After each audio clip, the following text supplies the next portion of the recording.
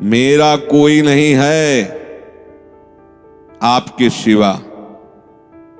तो जो जो आपने अपना मान रखा वो सब वो घसीट लेंगे, क्योंकि वो कर तुम अकर तुम मन था कर तुम सर्व समर्थ है। दो प्रकार से, या अंदर से विवेक से वैराग्य प्रकट करके, या बाहर से राग ही हटा लेंगे। वो जगह नहीं रखेंगे जिसे आप अपना कह रहे हो। तैयार रहना।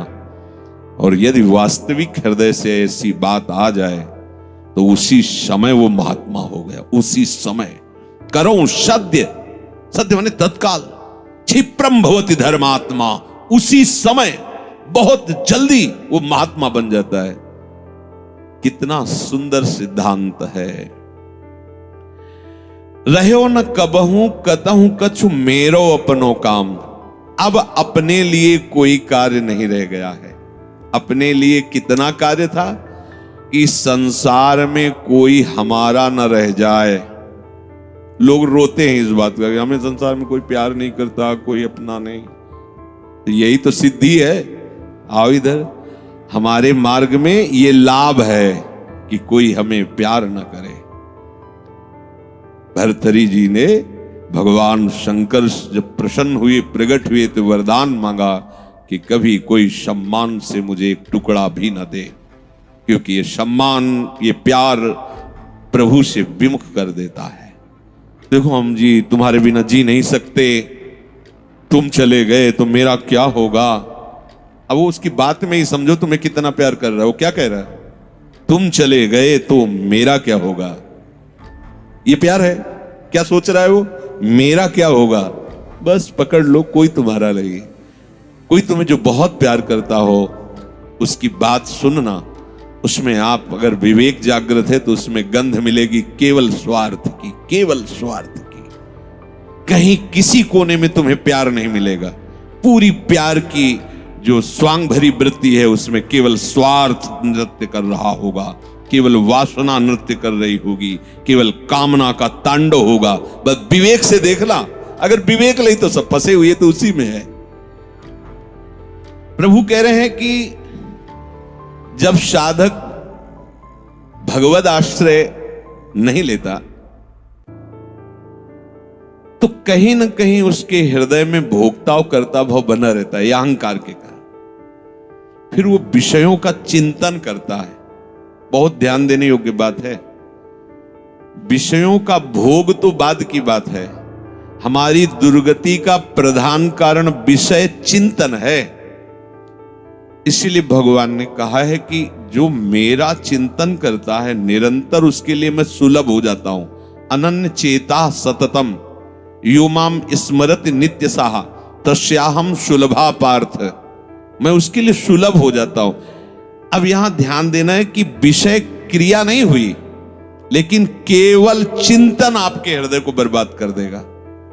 इसलिए कहा गया कि एक क्षण भी भगवत चिंतन छूटा तो हानि हो गई। ऐसे संस्कार गलत अंदर डाल देगा, वो जलाते रहेंगे। मन जो है ना ऐसी स्थिति पैदा कर देगा कि ये ज्ञान विज्ञान आपकी समझ में ही नहीं आएगा। ध्यायतु विषयान पुंसः। प्रभु का आश्रय ना लेने के कारण, प्रभु के परायण ना होने के कारण, निरंतर भगवत चिंतन ना होने के कारण जो अंतर होता है वो विषय चिंतन होता है। ध्यान देना। दीर्घकाल निरंतर सत्कार सेवितो दृढ़ भूमि। जब दीर्घकाल तक निरंतर भगवत चिंतन का अभ्यास किया जाता है तो दृढ़ भूमि वो इतना पक्का हो जाता है कि फिर आप छोड़ना भी चाहो तो नहीं छोड़ सकते। जैसे विषयी पुरुष भले कहीं भागवतिक स्थान में भी बैठा हो पर वो अपना ही दृश्य देखेगा, अपना ही चिंतन करेगा। ऐसे भागवतिक पुरुष भले ही वो विषय प्रपंच में बैठा हो लेकिन वो अपना ही दृश्य देखेगा, अपना ही चिंतन करेगा। तो जो भगवत परायण नहीं होते, प्रभु का निरंतर चिंतन नहीं करते, उनका विषय चिंतन ही होता है। वो विषय चिंतन ही करता है ऐसा नहीं कह रहे, स्वाभाविक होता है विषय चिंतन उससे, क्योंकि भगवत परायण नहीं है, निरंतर भगवत भजन का अभ्यास नहीं किया तो होगा क्या, विषयों को भोगता रहा है। उसी कर्तृत्व भोक्तत्व भाव का चिंतन होता रहता है। ये बहुत खतरनाक स्थिति, प्रायः इसी स्थिति में पूरा संसार है। बैठे बैठे बस वही चल रहा है, ये किया वो करूंगा, ऐसा बना लिया वैसा बना लूंगा, अब इतना ऐसा हो जाए फिर वैसा हो, और ये सब का सोचते सोचते काल आ गया, मृत्यु, शरीर छूटा। अब जो सोच रहा था, जो सोचा उसके परिणाम से दूसरी योनि मिली, बस यही चक्र चल रहा है। जब ये प्रभु का चिंतन करता है तो संसार का चिंतन जो स्वाभाविक होता रहता था अब हो तो रहा है। देखो ना, जैसे हम नाम जप करते हैं, भगवत चिंतन की चेष्टा करते हैं तो बड़ी जोर से गंदगी आती है। ये सबका अनुभव है जो भजन करते हैं, बड़ी जोर से, जैसे कि दरिया में उफान आ गया हो, एक से एक गंदी से गंदी, मतलब जो आपको भी लगेगा कि यार ऐसी बात कैसे हो सकती है, बिल्कुल घृणित। वो आराध्य देव पर घृणित भाव, वो अपने गुरुदेव पर घृणित भाव, वो कुछ भी डरना नहीं, समझना। ये आपके हृदय, तो आपको लगेगा कि कितना नीच हूं, कितना गंदा हूं, क्या क्या सोच रहा हूं, कैसे, मतलब कुछ नहीं, समझना। बिल्कुल तटस्थ भूमिका होनी चाहिए, मैं थोड़ी सोच रहा हूं, ये सब गंदी नाली के कीड़े की तरह मन इंद्रिया भोगों में रहे, अभी गंदगी फेंक रहे, बिल्कुल तटस्थ। अरे मैं प्रियाजू के लिए क्या सोच रहा हूं, मैं लालजू के लिए क्या सोच रहा हूं, और मैं गुरुदेव के लिए क्या, बिल्कुल नहीं। ये बेईमान लोग हैं, ये हमको भयभीत करेंगे, हमारी निष्ठा बिगाड़ेंगे, हमारा भाव बिगाड़ेंगे, बिल्कुल नहीं मानना। ये हम बहुत खूब अनुभूत सोची समझी बात कह रहे, खूब साधकों से मिली हुई बात। ये अपने आराध्य देव पर ही गलत भाव कर लेगा, ये अपने गुरुदेव पर भी गलत भाव कर लेगा। आपको डरना नहीं है, ये किसी भी तरह से आपको हटाना चाहता है। जहां आप भगवत चिंतन में लगे, अब भगवत चिंतन आपके हृदय में आए हुए या बसे हुए या पुराने संस्कार सब मिटाएगा। बिल्कुल आपको चिंता नहीं करनी, चलने दो नाम कीर्तन, नाम जप, मंत्र जप, वाणी चिंतन, चलने दो सेवा। ये जितनी गंदगी, चुप रहो, देखते रहो, उबने की जरूरत नहीं, खिन्न नहीं होना, ना हर्षित होना है, दोनों बात समझ। खिन्न हो गए तो वो टिक जाएगा, ऐसा क्यों नहीं है, उसमें गंदगी। जब धुलाई हो रही तो निकलेगी सब बाहर, शांत एकदम। बहुत गंभीर होना चाहिए उपासक, इस स्थिति वाले को एकदम घबराना नहीं चाहिए। वो फिर अच्छी बातें भी डालता है जो संसार में सुखद मानी जाती है, उसमें आपको हर्षित नहीं होना, तटस्थ। यहां तक कि वो भागवतिक बातें भी डालेगा तो आपको भी गंभीर रहना है, क्योंकि वो थोड़ी देर जब समझ गया कि ये भागवतिक बात को सुनता है, तो जहां भागवतिक बात दी आप सुनने लगे तो अपनी पेशगी कर देगा, आप समझ ही नहीं पाओगे, दस्तखत करवा लेगा। बहुत चतुर है, इसीलिए सबसे बड़ा चतुर सृष्टि में कौन है, रामाई भजे इते चतुर नर, उसे सुजान कहा गया है, क्योंकि इन सब चतुरों को भी काबू में करने की सामर्थ्य भगवान नाम जापक में है। एक एक हरकत वो मन की देखता रहता है, एक एक हरकत, छोटी सी छोटी उसकी चेष्टा। अच्छा समझ में आ रहा है, ठीक, कुछ नहीं, कोई नहीं बिगाड़ सकता, बस आप झुकना नहीं इस पे। बाहर की बात नहीं कह रहे, यहां की बात। आप उदास मत होना, आप निराश मत होना, और आप इनके आगे झुकना नहीं, इन दुष्टों के समुदाय के आगे। एक से एक पेशगी देंगे, आपको निराश करने की चेष्टा करेंगे, आपको ऐसा कर देंगे कि लगेगा भी इस भोग के बिना तो हम जी नहीं सकते, अब ये भोग भोग ले, फिर भगवान मिले या ना मिले। झुकना मत इनके आगे।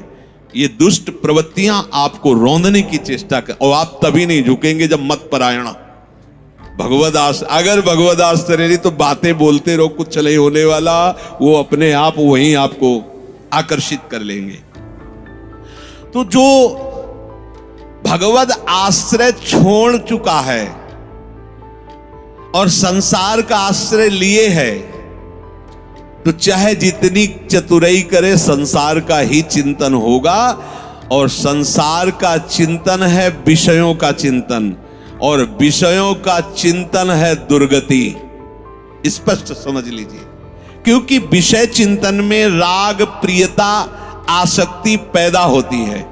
जैसे विषय चिंतन होता है तो उस विषय चिंतन के प्रति राग होता है, प्रियता होती है। अगर ये वस्तु मिल जाती आज खाने को, ये भोगने को, ये देखने को, ये सुनने को, मजा आ जाता, आनंद आ जाता। ऐसा राग, प्रियता और आसक्ति और विषय सेवन की ललक अब रहा नहीं जा रहा। ये कब शुरू हुआ? विषय चिंतन से। ध्यान रखना, ध्यायतो विषयान पुंसः संगस्तेषुपजायते। विषयों का ध्यान करने से, चिंतन करने से विषय संग अर्थात आसक्ति उसके हृदय में प्रकट होती है। अब तो रहा नहीं जा रहा, अब वो भटक रहा है, क्या करूं, कैसे करूं, कहां वो पाऊं, ललक रहा है अंदर। बड़ी दुर्गति की ये स्थिति होती। प्रायः हर साधक इस आग से जल करके आगे निकलता है। आग बुझाने की चेष्टा मत करना। इसमें अगर आपने थोड़ी भी बैलेंस बनाने की कोशिश की तो मार्ग छूट जाएगा। इस आग से ही निकलना है, पक्का तय करो। आग को बुझा करके निकलना है, कभी नहीं, निकल ही नहीं सकते। और जब आप इस आग में कूदोगे तो ये आग जलाएगी नहीं, चंदन हो जाएगी। बाहर से तुम्हें लपटें दिखाई देंगी और जब अंदर प्रवेश करोगे कि हे प्रभु आपके लिए मैं जलूंगा, तो कहीं भी धुआं भी प्रवेश नहीं हुआ विभीषण के घर में। पूरी लंका राख हो गई, एक विभीषण कर गृह नाय। पूरा संसार जल रहा है, कामाग्नि, क्रोधाग्नि, लोभ, लेकिन भक्तों के हृदय में उसका धुआं भी प्रवेश नहीं करता, क्योंकि वहां भगवान का आश्रय है। विषयों का सेवन शरीर से भी ज्यादा घातक है मानसिक सेवन। समझना, साधक क्या समझता है कि मैंने कोई क्रिया तो की नहीं, अच्छा बहुत चतुर है, मानसिक पाप लगता नहीं, कलि कर एक पुनीत प्रतापा, मानस पुण्य होए और नहीं पापा, तो बैठे बैठे बस। गलत बात समझिए। शारीरिक सेवन से ज्यादा गंदगी पैदा होती मानसिक चिंतन से। शारीरिक सेवन से उतना सुखासक्ति नहीं पैदा होती जितनी मानसिक चिंतन से। देखना खुद, जब ये मन आपको किसी भोग के लिए आकर्षित कर रहा हो तब देखना कैसा वो सुख देता है, और जब आप उसी भोग को भोग रहे होंगे तब देखना फिर लगता है कि वो तो जो चिंतन में था वो तो समझो शारीरिक क्रिया से ज्यादा घातक मलिनता पैदा करता है मानसिक भोगों का संयोग। उसमें विषयों की विशेष आसक्ति पैदा हो जाती है। वो ऐसी प्रियता होती कि बार बार हृदय को चूर चूर करती रहती है। तब देखो ना संसारिक पुरुषों को, देखो ना, अब वो विषय सेवन करे चाहे ना करे, विषय राग उसका नाश कर चुका। ये बहुत समझने की बात है कि हम किसी से मिलते नहीं, हम किसी से, लेकिन एकांत बैठकर अगर आप मन के साथ विषयों में विचरण कर रहे हैं तो आप में और एक घोर संसारी में कोई अंतर नहीं है। संसारी को तो एक दैन्यता भी रहती कि मैं बड़ा नीच हूं, कामी हूं, और अपने अंदर एक अहंकार रहता कि मैं बैरागी हूं, मैं महात्मा हूं। समझते रहे ना, शरीर से क्रिया नहीं हुई पर मानसिक आप उसका संयोग सुख चिंतन के द्वारा, तो आप बहुत मलिन हो रहे हैं, आप अपना बहुत बुरी तरह से पतन कर रहे हैं। ये भगवत वाणी है। तो होता है ना स्वाभाविक, उसमें हम क्या कर सकते हैं? उसमें नाम जप कर सकते हैं, आप वही तो डिलीट करेगा, चतुराई नहीं। कई बार सत्संग में कहा, कुछ भी चल रहा है अंदर, मन फेंक रहा है राधा राधा राधा राधा, ये जो आपका राधा राधा चल रहा है ना, एक भी चाल उसकी नहीं चलने देगा। वो चाहे जो विषय सेवन की बात, विषय सुख की, बार बार राधा, तो वो जलाएगा तुमको। बंद करो ये राधा नाम, पहले हम जो पेश कर रहे हैं उसमें तन्मय हो, बस आप छोड़ना नहीं तो हानि हरिवंश के नाम अंतर परे। कहे हनुमंत विपत्ति प्रभु सोई, जब तो सुमिरन, यही विपत्ति फंसा देगा। अरे बहुत विचित्र है, ये बहुत विचित्र है। लड़खड़ा कर कदम वहीं खड़े हो जाएंगे जहां चिंतन चल रहा है। बहुत घृणित मन की ये चिंतन वाली वृत्ति आपको क्रिया में उतार देगी, आप रुक नहीं पाएंगे। संगात संजायते कामः, जब आप विषयों का ध्यान दीजिए। ध्यायतो विषयान पुंसः, ये होगा, सबके होता है। जब लोग बात अरे हम तो समझते नहीं थे, ये काम ही है, आश्चर्य की बात है, कोई आश्चर्य की बात नहीं। हाँ, ये आश्चर्य की बात की ब्रह्मचारी है, ये आश्चर्य की बात है। ऐसे सृष्टि में और ये ब्रह्मचर्य, अब प्रणाम की बात है, ये आश्चर्य। कामी वो कोई आश्चर्य की बात नहीं, कोई भी हो, यहां से लेकर ऊपर तक, ब्रह्मलोक तक, कोई भी हो, कहीं भी, इसी का तो शासन है, इसी का तो राज्य है, और सब इसी संकल्प काम से ही पैदा हुए हैं। कोई अगर ये कहे कि सब व्यर्थ की बात है, अगर कोई बचा है तो लाडली लाल के चरणों की ठसक में जो बैठा हुआ उनके चिंतन में है। अब कहीं गुंजाइश ही नहीं कोई। और अगर वो भी थोड़ी देर के लिए भी विषय चिंतन करेगा तो थोड़ी देर के लिए रौंदा जाएगा, ध्यान रखना। इसीलिए है दीर्घकाल निरंतर सत्कार सेवितो, दीर्घ काल तक आदर पूर्वक निरंतर भजन परायण रहो। जगह ही नहीं रहेगी, सब डिलीट, सब खत्म हो गया। आप देखना, नाच पड़ोगे। जैसे जैसे आपकी निष्कामता बढ़ती जाएगी वैसे वैसे मतवालापन, ऐसा जैसे कोई मदिरा पिए हो और झूमता हुआ चल रहा है, उसको कुछ नजर नहीं आ रहा। ऐसे ही नाम की मादकता जब चढ़ती है, मस्त हो जाओगे। ये बड़े बड़े महात्माओं ने पिया है, इस नाम का रसाशोपान किया है, रूप रसाशोपान किया है। जैसी थरिवंश निकट दासी जन लोचन चसक रसासो गटकत।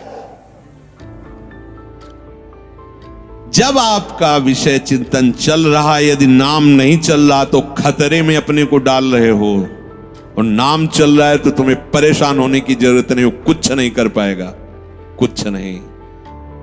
ये बहुत बड़ा पहरेदार है, आपको गिरने नहीं देगा, उनकी एक भी संस्कार वृत्ति आपके हृदय में बनने नहीं देगा। अपने पास बहुत बड़ा पावर है नाम। इसीलिए तो जो इस रहस्य को समझ जाते हो बलिहारी होते हैं संतों की, गुरुदेव की, कि आपकी कृपा से वो चीज मिली। पायो जी पायो मैंने राम रतन धन पायो। ये नाम ऐसा महामहिम, भगवान को अधीन कर ले, मन की क्या बात है, मन अधीन हो, ये क्या बात है। भगवान को अधे सुमिर पवन सुत पावन नामू, अपने बस करी राखे रामू। जब भगवान को अधीन कर लेता है तो ये तो मन की तो बात जाने दो, इंद्रियों की बात जान। पर आप क्या करते हैं, जब विषय चिंतन कर रहे होते हैं तब आप नाम को छोड़ देते हैं। बस ये गलत बात हो गई, अब आप नहीं समझ सकते। और नाम चल रहा है तो याद रखो, बिल्कुल कुछ नहीं बिगाड़ सकता है, कुछ भी चिंतन करता रहे, तुम परेशान मत होना। ये अपने आप आपके सामने शरणागत हो जाएगा, मन शरणागत हो जाएगा, अपने आप हो जाएगा। आप जैसा चाहोगे वैसे ही चलेगा। बस नाम न छोड़ना, नाम छोड़ दिया फिर ये बातों से बस में होने वाला नहीं है। बहुत ही ये दुर्जय शत्रु है मन, दुर्जय शत्रु है। नाम की कृपा से जब ये मित्र बन जाता है तो इससे बड़ा सुख देने वाला भी कोई नहीं होता, ये भी बात समझ लेना। और जब नाम नहीं चलता है, विषयों का चिंतन करता है, तो इससे बड़ा दुख देने वाला कोई दुश्मन नहीं है। संगास्तेषु उपजायते, ये मन चिंतन करके विषयों में राग पैदा कर देता है। कैसे वो भोग मिले, अब तो जीवन बेकार लगता है बिना उसके भोगे। अब तो, और सही बात, न उसे रात में नींद आती है, न दिन में उसे किसी से मिलना अच्छा लगता है। जैसी प्रेमी की स्थिति होती है ना, ऐसे कामी की भी हो जाती है। बस उसको वही बात, कब मिले, कब देखूं, कब भोगूं, बस अंदर जिस विषय में तन्मय हुआ वो इसी विषय के लिए। अब जब वो प्रबल कामना हो जाती है तो कामात क्रोधो भी जायते। यदि कामना की पूर्ति हो गई तो भयंकर दोष पैदा हो गया, लोभ, और भोगूं और मिलूं, कभी एक क्षण के लिए ये भोग हमसे दूर ना हटे। और कहीं प्रतिकूलता पैदा हो गई तो भयंकर दोष पैदा हो गया, क्रोध। दोनों में हानि है। कामना से कभी किसी का कोई मंगल नहीं हुआ है। अगर काम की पूर्ति होती है तो भयंकर लोभ पैदा हो जाएगा। कैसा लोभ पैदा हो जाए, ये ऐसे ऐसे, इतना नहीं, ये शरीर नहीं, वो शरीर, ये वस्तु नहीं, वो वस्तु, बढ़ता चला जाएगा और घोर व्यभिचारी हो जाएगा। और अगर प्रतिकूलता हुई तो क्रोध पैदा हो जाएगा। ऐसा क्रोध पैदा हो जाएगा कि जिसको कहता है कि मैं तुम्हें बहुत प्यार करूं, उसी को मार देगा, वो हिंसा कर देगा। ये बिल्कुल समझने की बात है। अगर उसकी कामना भरपूर हो चुकी है, संकल्प बन चुका है और उसकी पूर्ति में बाधा होगी तो भयंकर क्रोध, और क्रोध जहां प्रकट हुआ, कामः क्रोधोद भी जायते क्रोधात् भवति सम्मोह। अब जहां क्रोध प्रकट हुआ, अब उसमें मूढ़ता छा गई। ये करना चाहिए, ये नहीं करना चाहिए, खत्म हो चुका। अब उसमें और पशु में कोई अंतर नहीं है, उसमें और राक्षस में कोई अंतर नहीं। कोई आशा न करे कि जो क्रोध से सम्मूढ़ता को प्राप्त हो चुका है उससे कोई विनय काम करेगी। अब वो राक्षस हो चुका है, उसके सारी प्रवृत्तियों में क्रोध के द्वारा प्रकट की हुई मूढ़ता छा चुकी। अब कुछ भी विवेक काम नहीं कर रहा। प्रभु कह रहे हैं क्रोधात् भवति सम्मोहा। ऐसी मूढ़ता छा जाती है जो विचार की गुंजाइश नहीं रह जाती। वो रो रहा है सामने, या कोई, अब देखो रसेंद्री की ऐसी प्रबलता हुई, पशु पक्षियों को मार के खा रहा है जीव। कैसी कैसी, देखो मतलब हमें कोई जरा सा कष्ट दे तो हमें पीड़ा होती है। आप देखो एक छोटी चींटी जा रही हो, आप एक तिनके से ऐसे छूने की चेष्टा, वो भागने की चेष्टा करेगी, अर्थात वो बचना चाहती है। ऐसे हर जीव है। कैसी मूढ़ता छा गई, जीवों की हत्या करके उनके शरीर को खाते हैं। मनुष्य बढ़िया कपड़ा पहन करके, बढ़िया सुंदर भोग सामग्रियां हैं, खाइए पिए, खूब भजन कीजिए, नाम कीर्तन कीजिए, भगवद आश्रित, किसी को कष्ट देने के लिए, अपनी रसेंद्री के लिए। ऐसे ही प्रत्येक इंद्री के लिए जो कामना युक्त हो जाता है वो आसुरी भाव है, राक्षस है। वो देखने में केवल लगता है मनुष्य नहीं, उसकी प्रवृत्ति अंदर से राक्षस है।